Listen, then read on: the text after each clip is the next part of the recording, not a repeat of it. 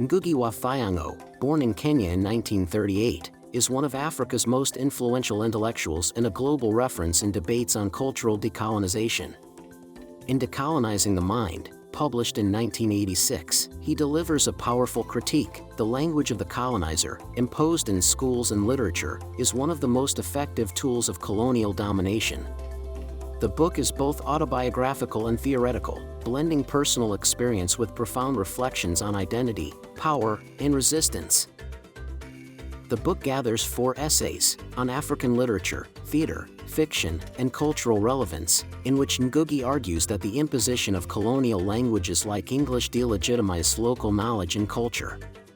To him, replacing African languages with European ones acts as a cultural bomb, a direct assault on memory, worldview, and self-esteem.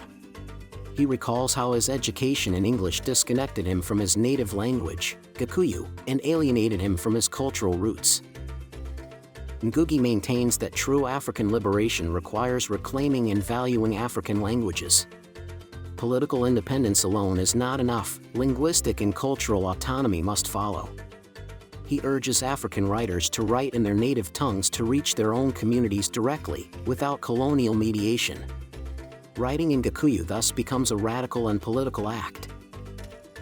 More than a literary manifesto, the book is a call to resistance. Ngũgĩ explains how theater performed in native languages can engage more deeply with people, while fiction written in English often serves foreign audiences and distorts local realities. He challenges writers, educators, and governments to take sides in this symbolic struggle by restoring the power of ancestral languages. Decolonizing the Mind has become a classic in post-colonial studies. Its power lies in revealing language, often seen as neutral, as a battlefield for freedom. By reclaiming Gikuyu as his literary medium, Ngũgĩ not only defies colonialism but reimagines a future where Africa speaks in its own voice, in its own languages. To conclude, these are the 5 main characteristics of the book Decolonizing the Mind by Ngũgĩ wa Thiong'o. Blending autobiography and critical theory.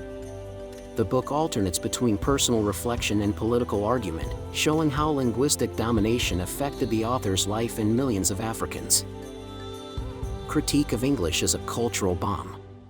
Ngũgĩ denounces English as a tool for cultural erasure and advocates its replacement by African languages in education and literature. Defense of African languages as resistance tools. Writing in native African languages is, for him, an act of resistance against neocolonialism and a step toward cultural reconstruction.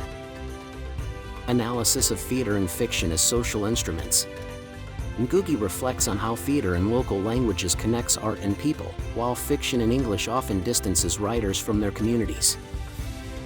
Foundational work in post-colonial studies. Decolonizing the Mind is a milestone in the fight for cultural sovereignty and has inspired language decolonization movements worldwide. This was our summary of the book Decolonizing the Mind by Ngũgĩ wa Thiong'o. We hope it was helpful.